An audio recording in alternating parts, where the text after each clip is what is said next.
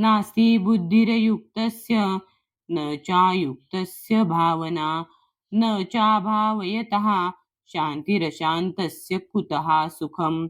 66. न अस्ति असू शकत नाही. बुद्धी दिव्य बुद्धी. अयुक्तस्य जो कृष्ण भावनेशी संबंधित नाही.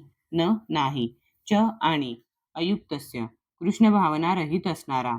भावना स्थिर मन किंवा स्थिर भावना सुखामध्ये. न नाही. च आणि अभावयतः जो स्थिर नाही त्याचा.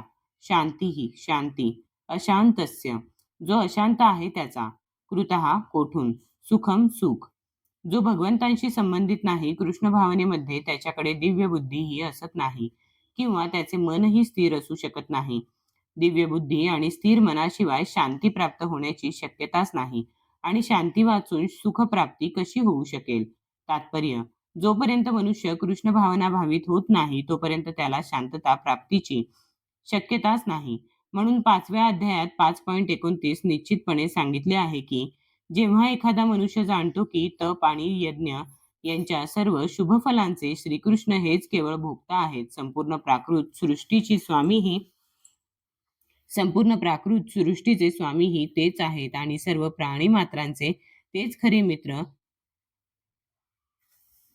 आहेत, तेव्हाच त्याला वास्तविक शांतीची प्राप्ती होते. म्हणून जो कृष्ण भावना भावित नाही त्याच्या मनापुढे अंतिम ध्येय असूच शकत नाही.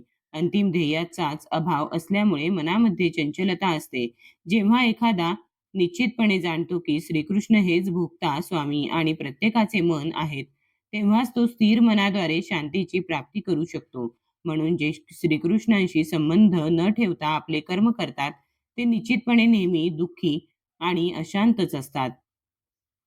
जरी त्याने जीवनामध्ये शांती आणि प्रगतीचा कितीही देखावा केला तरी ते खचितच नेहमी दुःखी आणि अशांतच असतात.